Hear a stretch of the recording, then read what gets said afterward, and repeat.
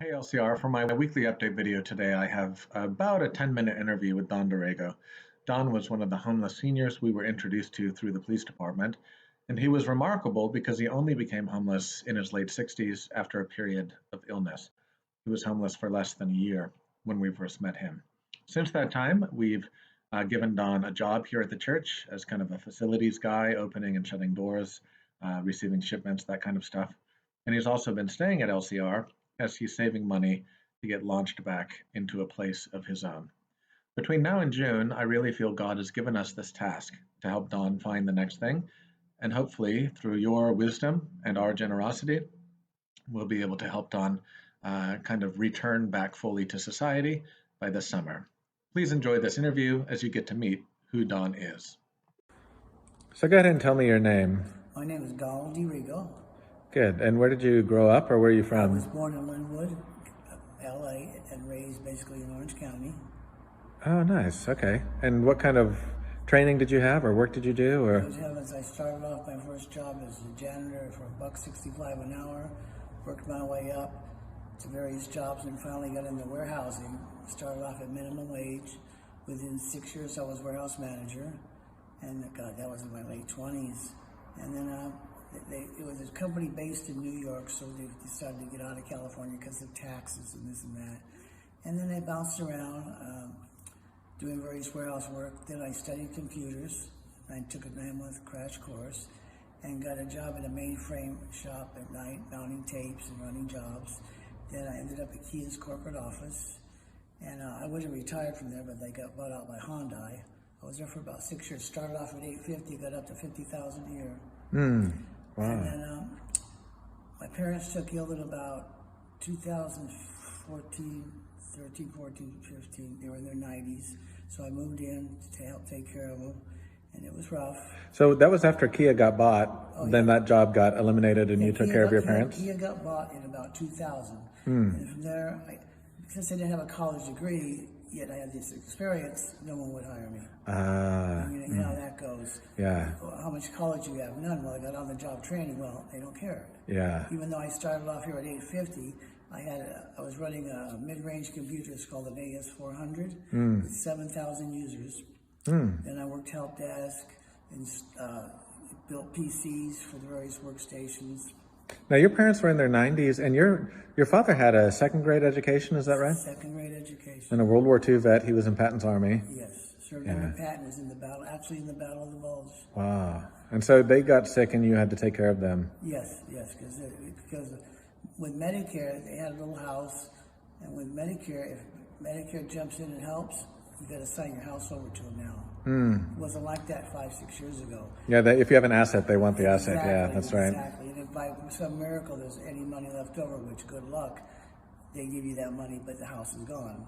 Yeah. And they passed. Me and my sister, she was in charge of the trust. And we never got along. I moved out when I was 20, 21, and we were really close. It's rough growing up with a father with a second grade education. I mean, there's no communication. You can't sit down and say, Dad, I got a problem, this and that. It just wasn't like that. Yeah. You know, it was just, you do something wrong, there's a spanking, if you want to call it that. Yeah. And his father was, my grandparents couldn't read, write, or speak Portuguese even. I'm Portuguese. Oh, wow. 100% Portuguese. They could, never met my grandfather on my dad's side. I met my grandma once. My mom's side, I met him twice, but you couldn't even communicate with him. Wow. Well, and then I know, like, your sister did some bad stuff with the trust, and then you got sick. Is that when you got sick? Yeah, she did some finagling with the trust, and then in November 2015, they say sometimes when you're a caregiver for that long of a time, all of a sudden, after the dust settles, it hits you. I came down with viral pneumonia, not the COVID, but just viral pneumonia. And was hospitalized, went from 145 to 105 pounds in a week, less than a week. And I was in the hospital maybe 2.5 weeks.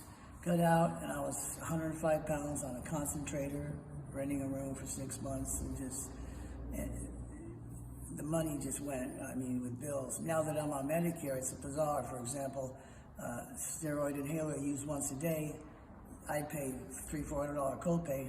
Now it's $10, $20. Right. Same thing with all the medications. Well, that really wrecked your lungs, right? You're still having lung I problems. lost 45% of my capacity. Yeah. I take 3 medications a day to breathe. And I never really had a problem with blood pressure. I take 4 medications for blood pressure. But I'm alive, and I'm not going to give up. I keep on the fight. Now, how did you end up becoming homeless? I was renting a room. I found it through the senior center, actually, off Golden West. And just when the pandemic hit, the lady I was renting from, her sister's husband passed. And she had a big $1 million house in San Clemente. She does taxes and this and that. And she decided to sell the place and move. And it was a month-to-month lease, so I had to get out quick. And I was living check to check. You know how that goes. Social Security check, Social Security check. I was on disability since 2015 when I came down with viral pneumonia. And next thing you know, I turn around, I've got a couple $100 in my pocket, no place to go. Because you rent a room, they want first, last, deposit, this and that. And my experience renting rooms, I had some really bad experiences off Craigslist. It's just, Yeah, Craigslist can be rough. it is rough. It's terrible. People are so deceiving. So deceiving. You know, they put on this show when you're renting to you. Within 2 weeks, everything changes. Yeah, that's right. So my dream would just be get a little studio. I'd be in paradise. In my own little place, my own little kitchen. Because most of the time you rent a room, people that don't rent rooms don't realize you can't cook. You can't have anybody over. You have to be in at a certain time. Basically, you're in the room watching TV. Right, there's a lot of rules that people don't know get applied. Rules. Well, it's our hope to find you a place, and we've appreciated. You've worked at the church now a couple months. Yes. Maybe you can let people know. It's been the best experience of my life. Oh, I'm glad to hear that. Well, let people know kind of what you've been doing, and we've been very glad to have you. I've been doing monitoring security in the evening for all the buildings. For example, today I did some received all the cleaning products, and transported some other receiving merchandise to a different location. If something needs to get shipped out, I'm here when they can pick it up. Just a little bit of everything, really. Anytime Susan needs some assistance with anything, I'm there to help her as much as I can. Yeah, you've been very helpful. A lot of opening and shutting doors, locking things, unlocking things, Yes, keeping an eye on some people who are here who maybe shouldn't be here, and it's been really great, Don. So our goal for you LCR people watching is to help Don find another place that he can call his own, like you said, and find some peace, and we'll keep him here at the church, but help him find his next thing. So thanks, Don. One more thing. I remember the first day you saw me in the park before I had my cataract surgery. I was in bad shape. Yeah, right before Thanksgiving. I literally couldn't see more than 20 feet. So God must have sent you there. That's all I have to say. I'm serious. God did send us. Because the way everything worked out, I mean, I couldn't drive anymore. I was scared to death. I had nowhere to turn. I called every agency in Orange County. We're full. We have a waiting list, but we're not taking applications. But then you get stuck in one of those, like the shelter on Beach Boulevard. It's great, it's shelter, but it's actually like a prison. You can't come, you can't go, you can't even go outside unless they give you permission.